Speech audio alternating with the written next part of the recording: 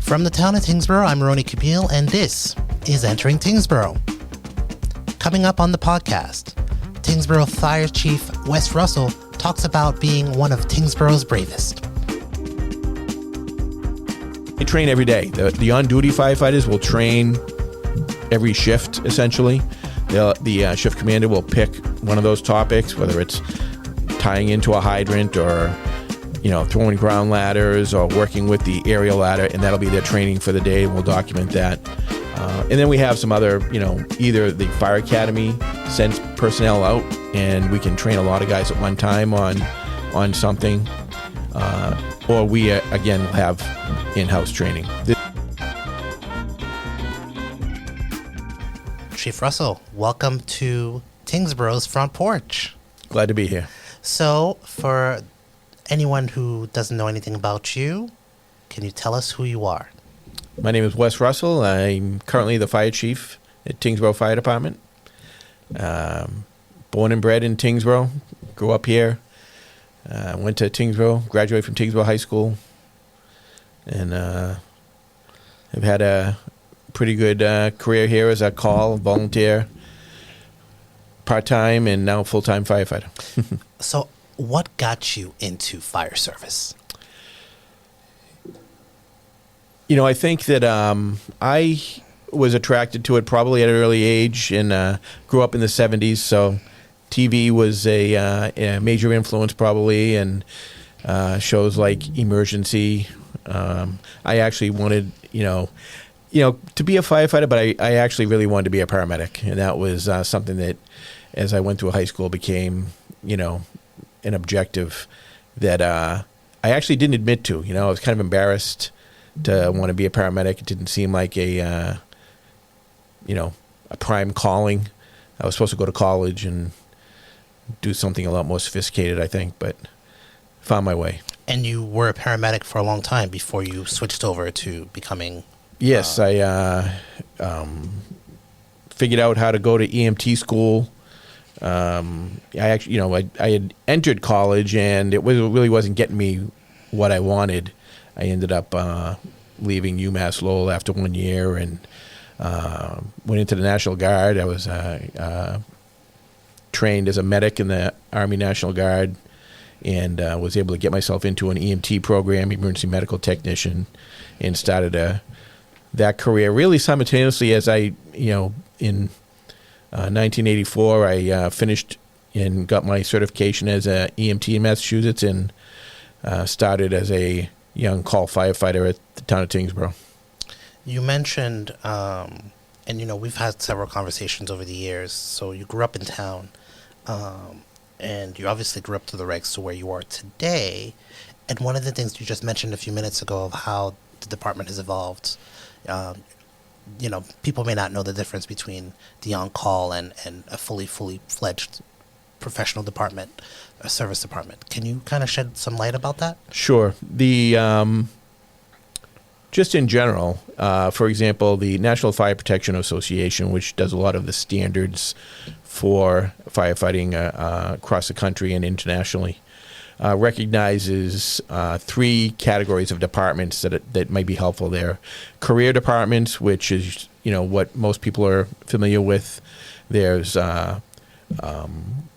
call or volunteer departments, and then they have what they call combination departments. And we fall into that middle category of a combination department, as many communities, as they transition from a full call or volunteer department, towards a more of a career department. So we have gone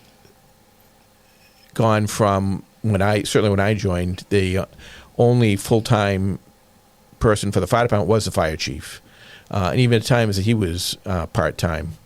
But as we've evolved and we started having some staffing during, usually it started out during the weekends when people were away on weekends, and to ensure somebody was in town, somebody was paid to be at the station, and there was less call firefighters around during weekdays as well, because they all had their primary jobs to go to. So we would start staffing then. So it's kind of evolved now. We have both full-time career firefighters. We have part-time per diem firefighters. They're all paid. And if they respond on calls from their home, they're paid, obviously, for their response as well. And being a firefighter is not like a regular 9 to 5. Can you explain Certainly No, it certainly is not. Can you explain the 24-hour kind of cycle? Yeah, and that's something that it started out standard for firefighters to do these long shifts. I think really out in the western part of the country, and they had firefighters that were sometimes doing 48-hour shifts. Oh wow!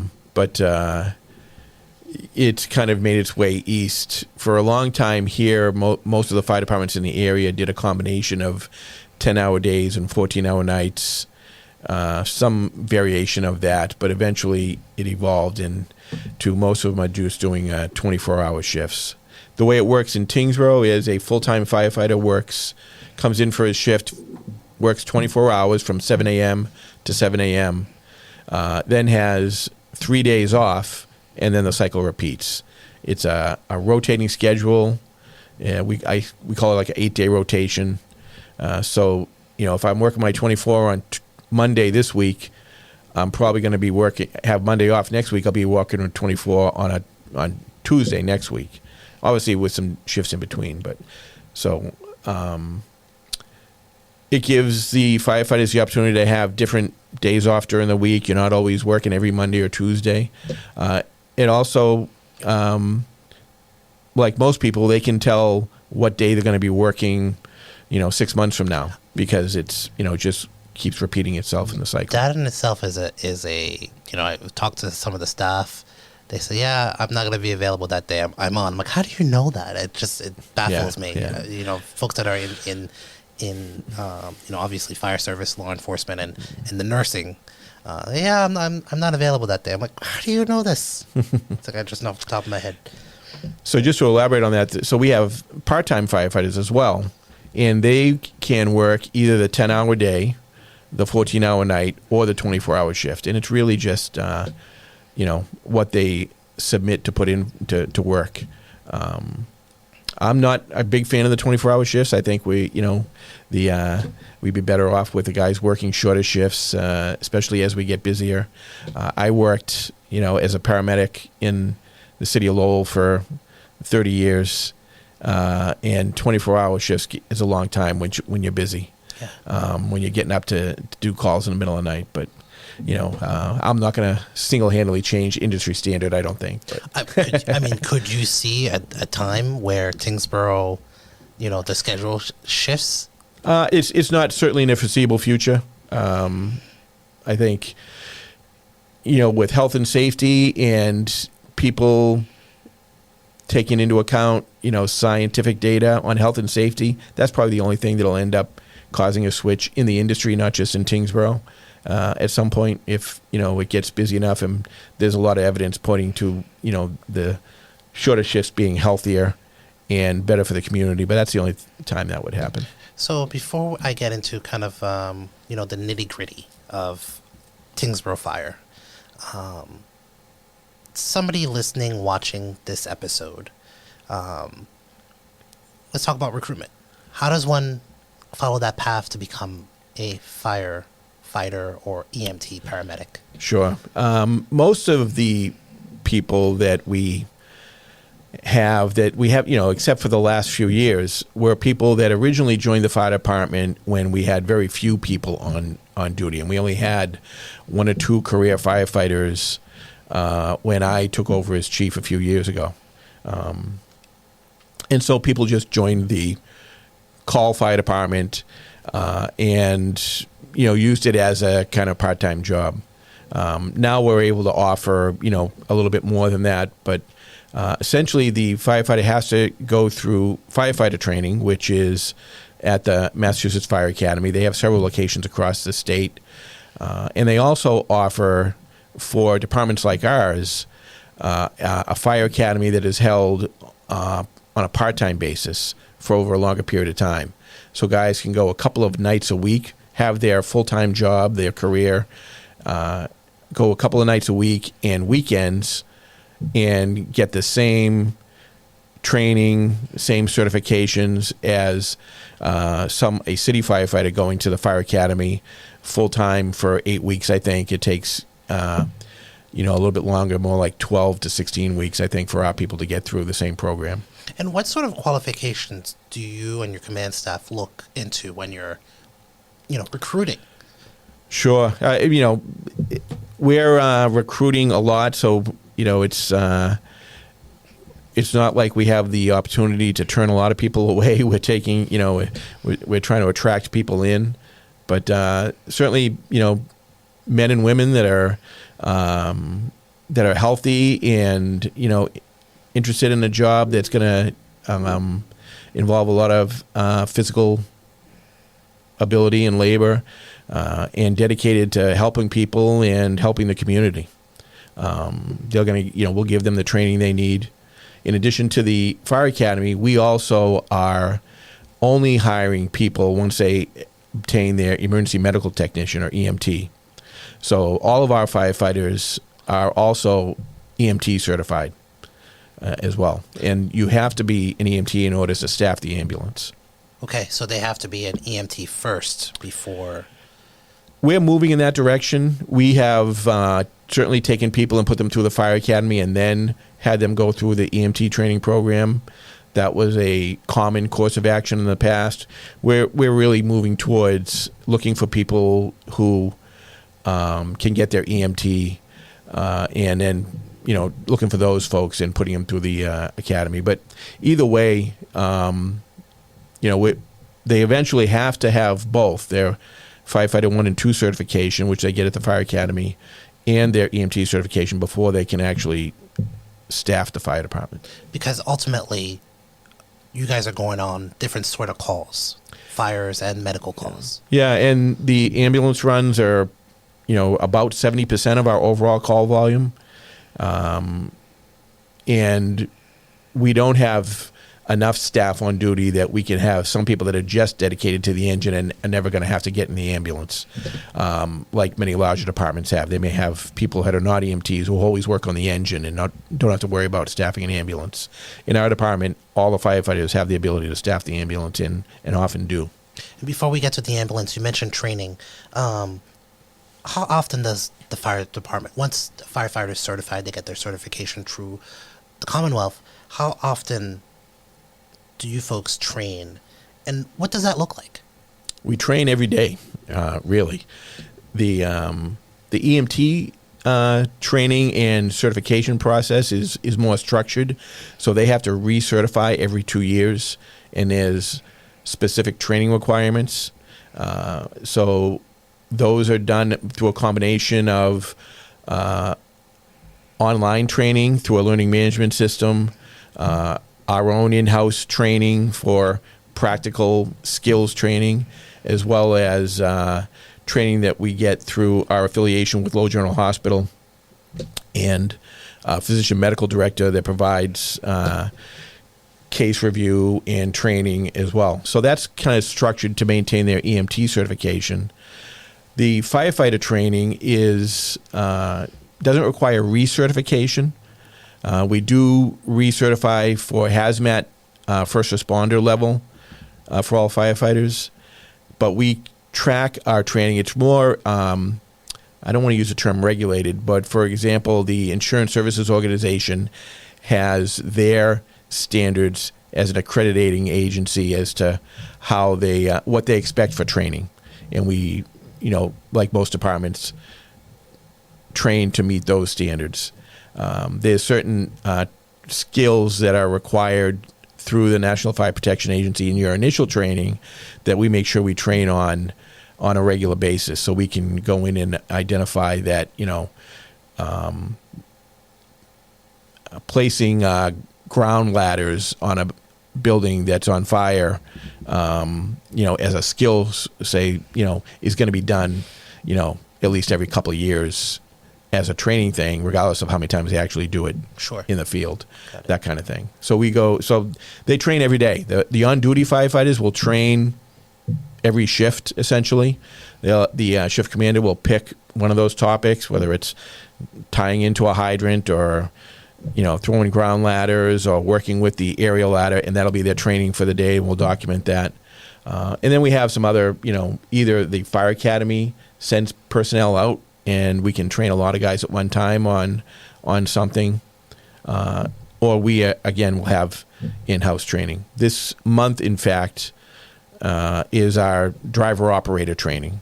So we focus on safety, but driving the larger apparatus, they'll be doing during the shifts. They'll be training on our SOPs as far as operating the vehicles. And every Saturday in the month of May, there's going to be a group out driving the trucks around through a cone course, practicing backing up, practicing position in the vehicles, and that kind of thing, just as an example. And you guys are always on whenever I walk always training. Whenever I walk into the station, there's always some sort of training. I recall in the wintertime, bucket of cold water and a bunch of tools. And they said, well, dig your hands in there. Yeah. So it's for the cold water rescue training. Yes, yeah. Yeah, it's pretty impressive. And the, certainly, like you said, the medical calls are 70% of our calls. Actual structure fires is a low percentage of our calls. And there are those, low frequency, high risk skills that we need to focus on and train on because they don't get to do them on a regular basis during the normal course of events. Right. So you mentioned the ambulance service. Let's talk about that. Sure. How did it come into being? Because for the longest time, Tyngsborough didn't have an ambulance service, and then ultimately it became part of, the Tyngsborough Fire Department. And how does the service meet the needs of the community? Yeah, prior to 2016, the town was serviced by a private ambulance provider. Different ones over the years. It's certainly the years that I've been there. And one of the challenges we had was, again, needing more staff.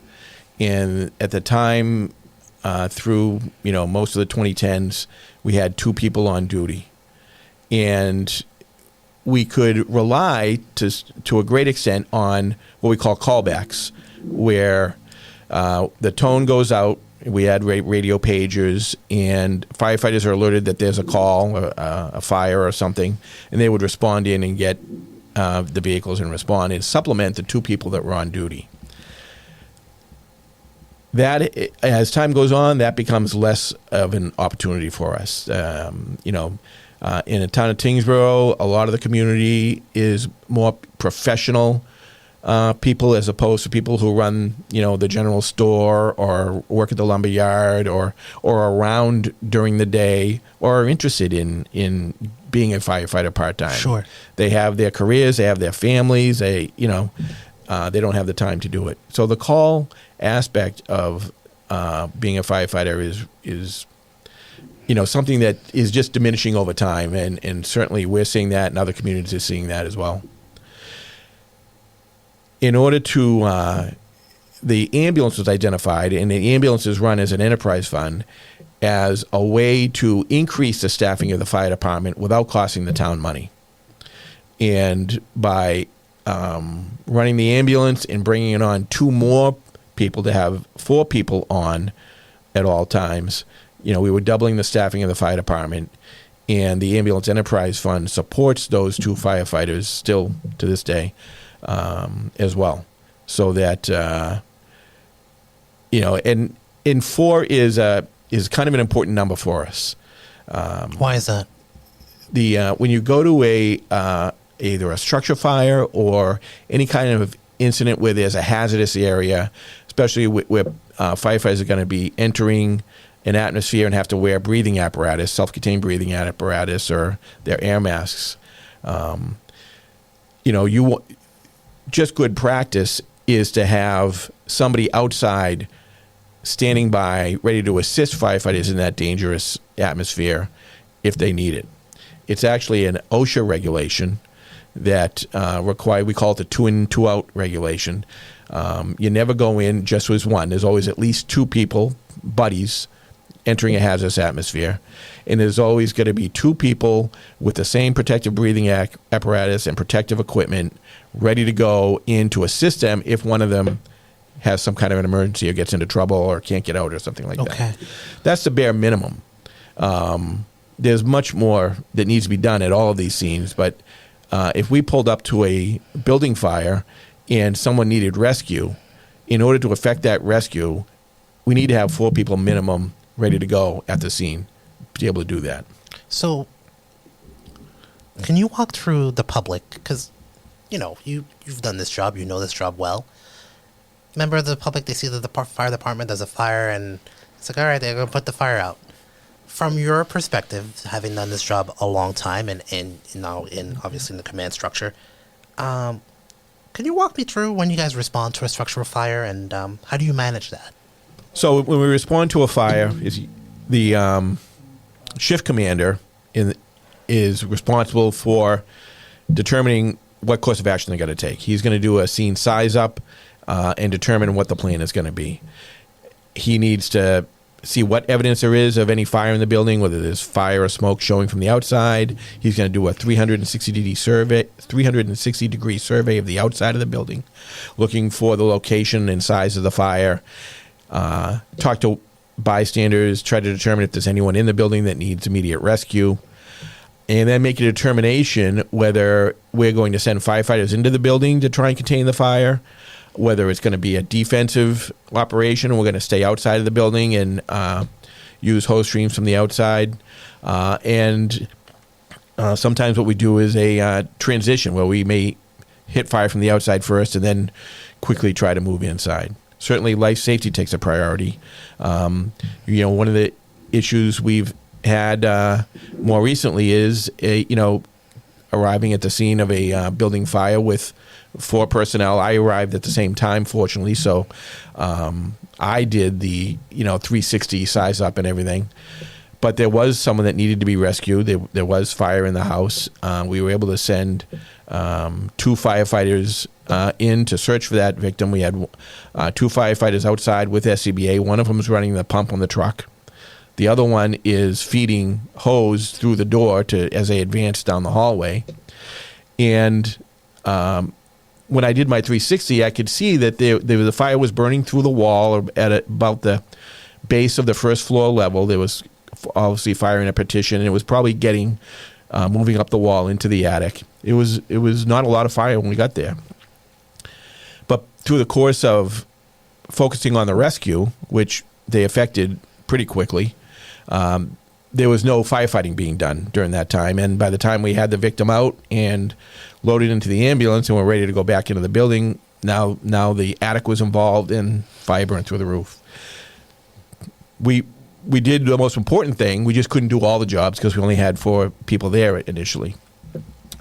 Excuse me. Yeah, sure. And a fire is moving pretty quickly in a short amount of time, right? Yes. In fact,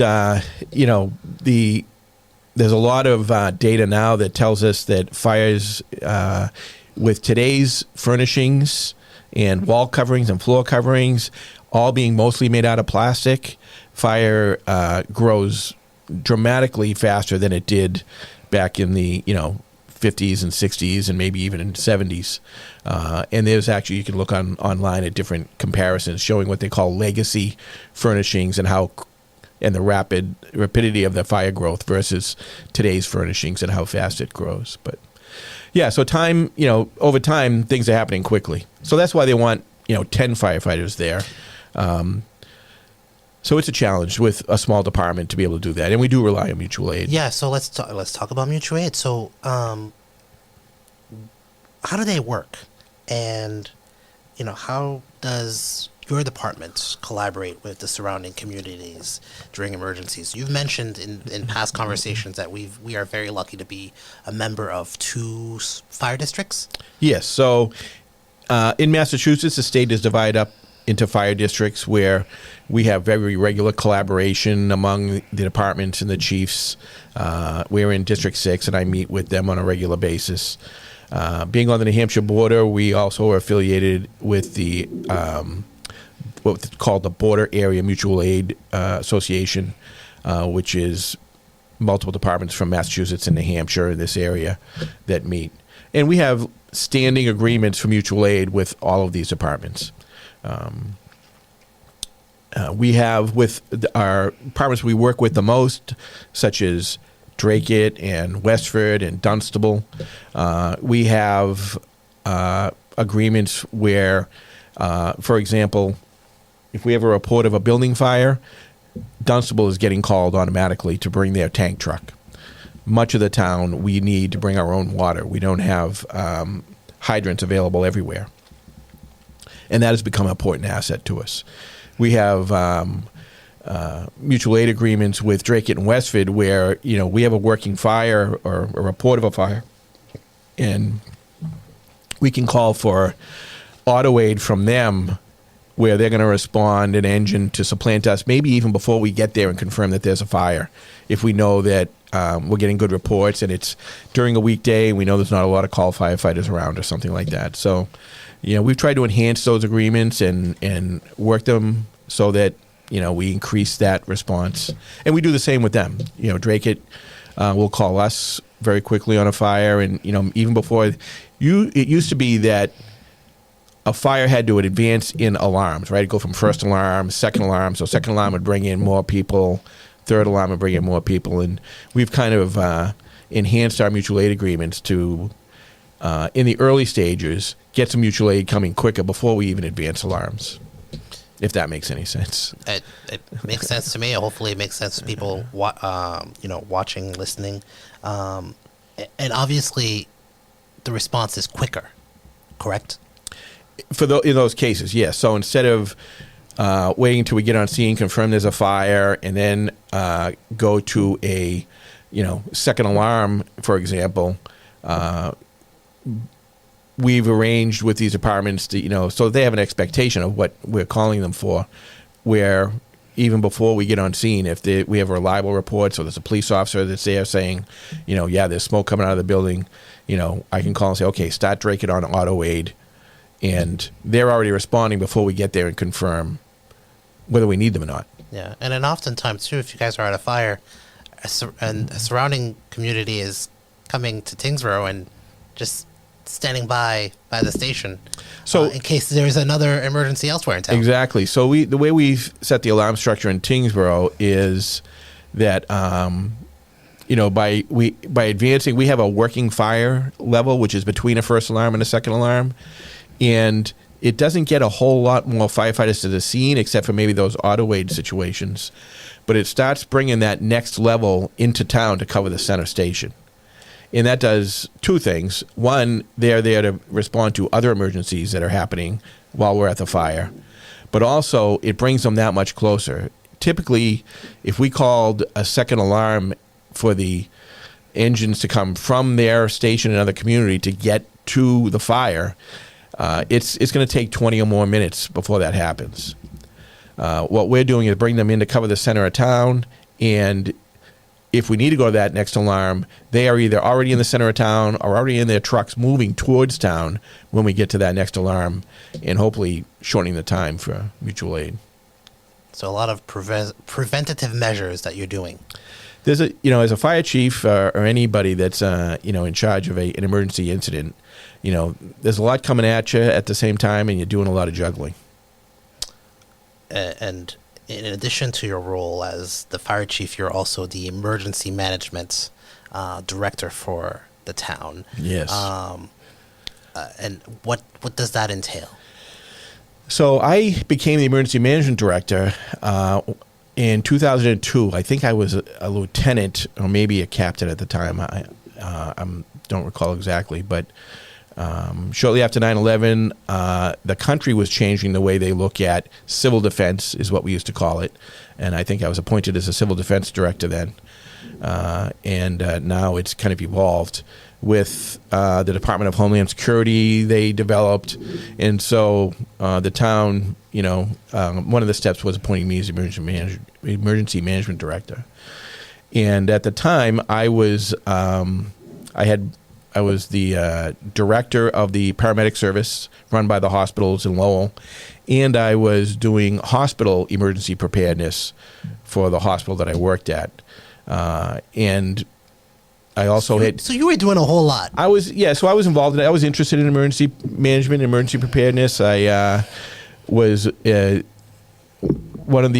to be one of the coordinators for the Y2K preparedness. Remember Y2K Yes, at the hospital, yes. and we thought everything was going to shut down on midnight. Yes. And so that I started to develop that background. When the opportunity came up for the town, I was excited about it. It's I won't say part time. It's really no assigned hours to it. It was a stipend position. But I certainly learned a lot about over the years. It's given me the opportunity to interact not just with other paramedics and fire personnel, but emergency management directors from the other communities who have, at the time was usually people who are much older than me and have a lot of experience. So I usually just sat and listened a lot when I got into those groups. But and I've retained that position. It's technically separate from my job as the fire chief. It's a different department. Technically, I reported then to the Board of Selectmen and now to the town manager as the emergency management director. I don't know. It's an important role, certainly. It's interesting. Emergency management is about planning. It's nothing like being a fire chief. It's a lot of not exciting work, looking at resources, plans, coordinating with the state's resources, being a point of contact. A lot of what I have done as emergency management is organizing the financial records for reimbursement from FEMA after we've had like a severe storm or something like that. Emergency management isn't really exciting work, but it's important stuff, and I've always enjoyed that part of the job. I have so many thoughts about that, and we've talked over the years about emergency management. When it comes to the public and outreach, when it comes to fire prevention and preparing for inclement weather events, what have you, what sort of things is the department doing in town? So outreach is a really important part of our mission. We're here for life safety primarily, both EMS, fire safety, certainly.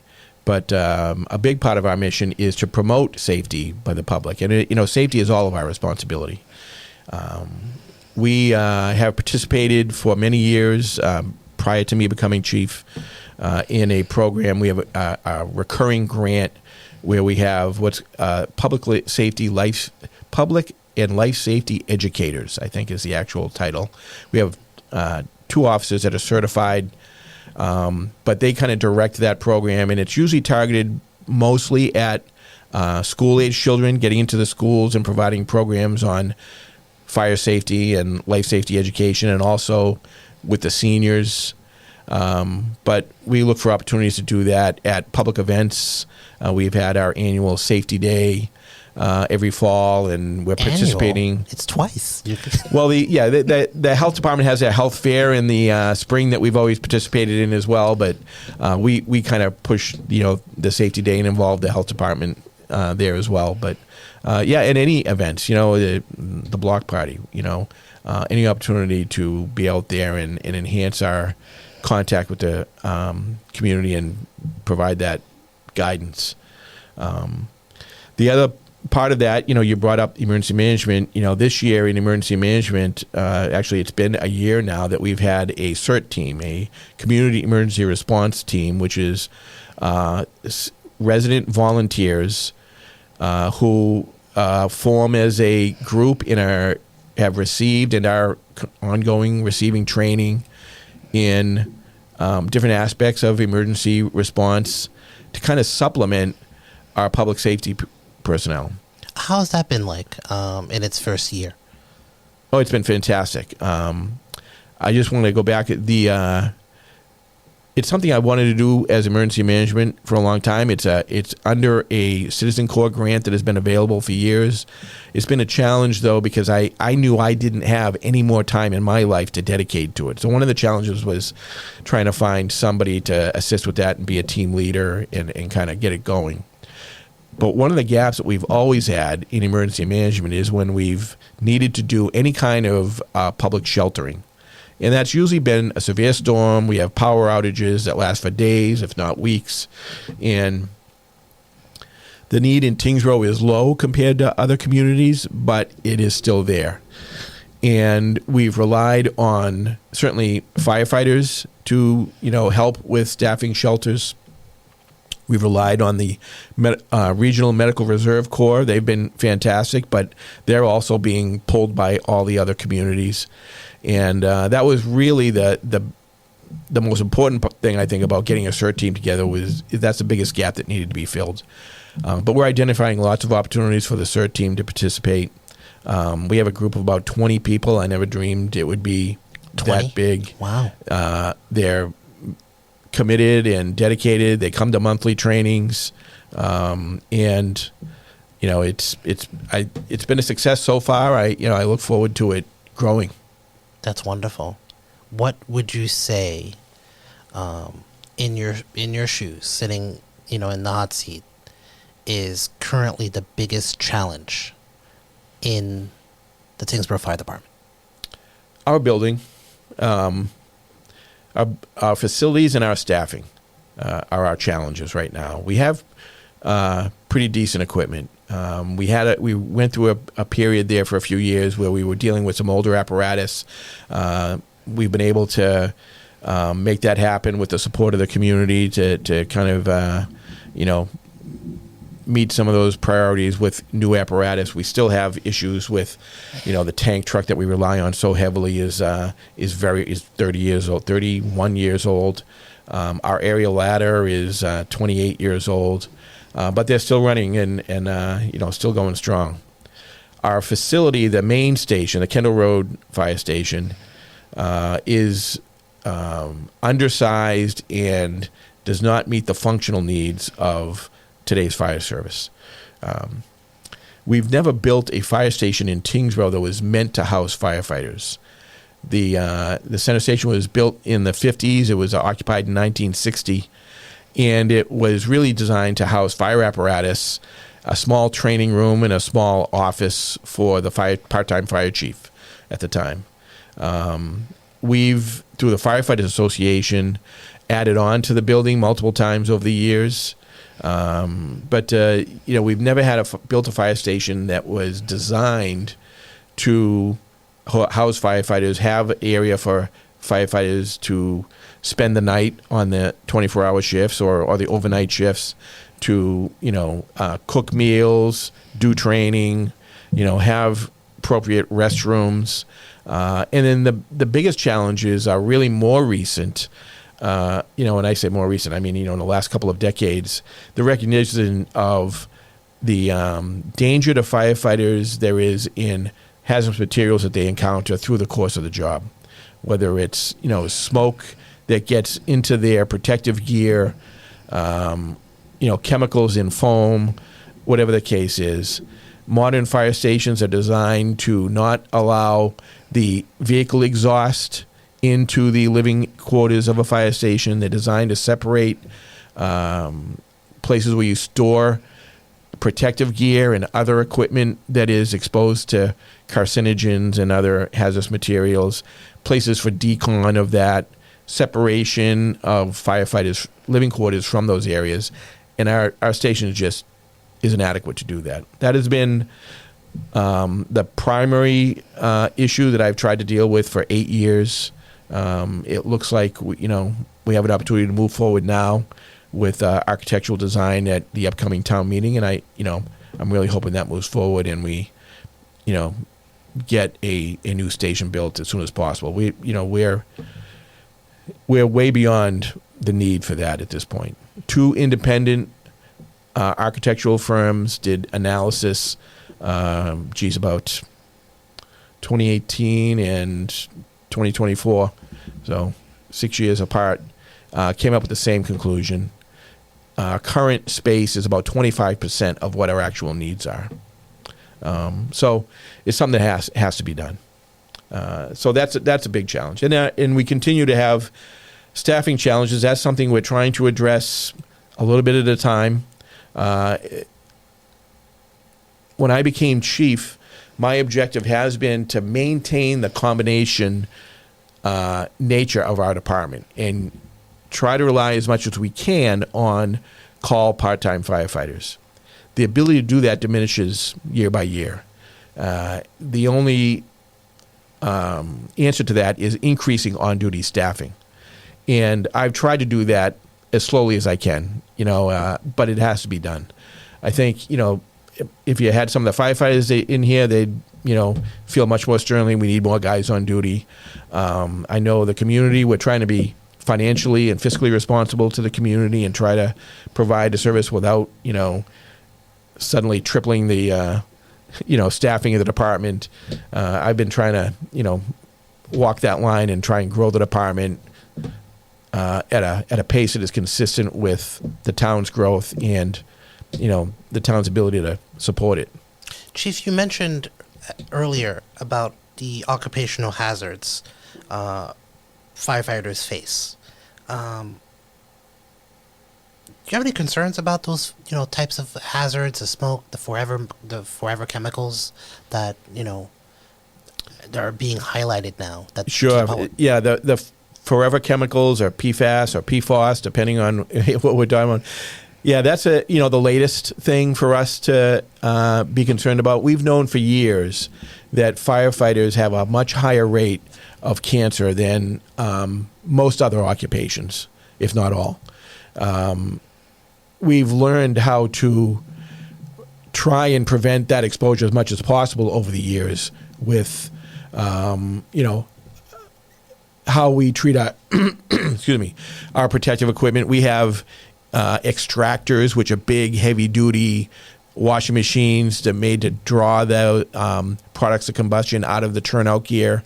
Now in the stations, when I was a firefighter in the 80s, it was a badge of pride to have, a dirty helmet and dirty gear and smell like a fire everywhere you went. Now we look at it for what it is. It's just not too bright, and we make it a point, the firefighters have 2 sets of protective gear so that after a fire they can get their gear that they was used clean and have another set of gear to use. So we've always known that there was that danger. The problem is there's many things that our fire station just doesn't allow us to do as far as that separation of the firefighters and those hazards. When we talk about the PFAS, I'm still trying to figure out, and I think, the world is trying to figure out, what is the risk? We know there is a risk. Is it a long-term chronic risk? Is there an acute risk? Is the PFAS from firefighter foam, the greatest risk? Now we're finding out that the structural protective gear that we wear to protect us has PFAS in it in order to protect us. So did not know that. What is the breakdown of that in that gear? Is it dangerous, or is it only dangerous if the gear is damaged? What is the exposure? Those questions aren't really answered yet. There's a lot of people who believe there's a lot of exposure and something needs to be done. They make PFAS-free protective gear. Okay. The difference is it costs 3 times as much and lasts about a third as long as NOLA. So right now our protective gear that we use needs to be replaced every 10 years. Wow. Regardless of how it looks. 10 years, its life is over. PFAS-free gear, I understand, only lasts 3 years. And I know it costs 3 times as much as the other gear. It may be the answer. I'm not sure it is. There's a lot of balls in the air. We need to see where they fall. That is fascinating. And once we figure that out, it'll be the next thing. So, right. But yeah, there are concerns right now. So there's a PFAS, which is kind of intangible. How bad is it? We know it's bad. We don't know how bad. We don't know if the gear is that bad. But we have the other stuff, the diesel exhaust, the fumes for, the products of combustion from being at a fire, whether it's an inside fire or an outside fire. It's in our gear and in our clothing. And we don't have facilities that are conducive with just keeping that stuff separated, and decon facilities and a flow where the firefighter can return to the station, separate themselves from the contaminated gear, get to a shower before they enter the bunk area, and never have to worry about contaminating the clean side. That's how fire stations are set up these days, and ours is nowhere near that. Interesting. Very interesting. So am I concerned? I think about it all the time. Yeah, sure. I'm just glad we haven't had anybody, that is suffering from any of those things right now. But I'm relieved to hear that. That's good. it's we're beating the odds, I think. Sure. And they're going out and facing these hazards. What are you guys doing, for, self-care after that? That, just kind of the long term from being exposed to all these occupational hazards. Yeah, I guess I'm not sure what you're asking. In the short term, we're more aware of it now. So, for example, we have these things now in all the apparatus called firefighter wipes, where we actually, at the scene before getting back in the apparatus, we'll clean your face, clean your arms or your hands wherever it is exposed, so that you're not leaving that stuff on you until you get a chance to get in a shower. That's one small method. Many departments are actually bagging their gear at the scene so that they're not even bringing it back into the fire engine while it's contaminated.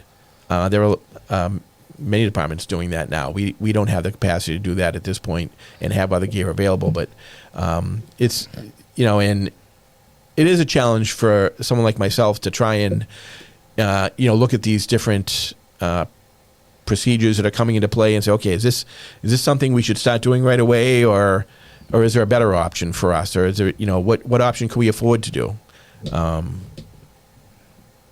In the long term, I guess I'm not sure. Maybe you can ask that a different way, but I'm not sure what you're looking for there. Well, that was a perfect response. I know there are other places where, wellness is key, and I know there's some wellness program obviously within the town of Tyngsborough. Some firefighters go into a sauna to detox. I didn't know if the folks here in town were doing that. So I just I've heard that rumor. There's a couple of places that were trying to get saunas built into their fire stations. I think the science didn't support the theory that it was detoxifying, so that was a fail. I'm sure they exist, but understood. But yeah, there are wellness programs that are both through through Maya, through the state, but also through the Department of Fire Services and the Fire Academy, and some guys take advantage of those programs. Sometimes we're able to have someone come out and talk to us, but it's something probably that we need to do more of. As we kind of wrap up our conversation, how can the public support the fire department and contributes to its success? Geez, certainly we want to be able to communicate our needs to the town, as far as the needing a new fire station and the importance of that, and improving our facilities. So coming to town meeting and supporting us, but at the same time, we just look for opportunities to engage. If you have a community group or something like that, a citizen group that meets, and we can come and answer questions and talk to the group and provide some education, we want to hear from you. We'd love to engage more. Wonderful. And Chief, just to get more really deep about who you are, people know who you obviously have been in town a long time. You grew up here, you live here, you're down the street from work. What's something that people may not know about you? Jeez, what do people not know about me? I guess, it's something that I think about more these days. My father passed a few months ago, and sorry for your loss. I was in the National Guard, as I said. My father was an Air Force veteran. My son is an Army veteran, Afghanistan veteran. Also, and he's a firefighter too. And a firefighter. Both your sons yes. are. And one thing I learned from my parents, both of my parents spent, as long as I can remember, most of their adult lives supporting veterans in this community one way or another. And if that's something that is becoming more important to me. So I've been involved more with the American Legion, and I brought my father on an honor flight to see the monuments in D.C. a couple of years ago, and now I'm a regular volunteer with that organization. So, yeah, maybe that's something that's a little personal that I have started to get involved with a lot. And my wife, we both are involved more with that with now. the reef, and she started the Reefs Across America. So, yeah, that's of late that's become a focus, supporting our veterans. Chief Wes Russell, Tyngsborough Fire Department Fire Chief. Thank you so much for coming on the program today. Thanks for having me. And that is all the time that we have for this episode of Entering Tyngsborough. You can learn more about your town's government by visiting the town's website at tyngsboroughma.gov. For the town of Tyngsborough, I'm Ronnie Camille. Thanks for watching and listening. Until next time, wishing you the best of goodbyes.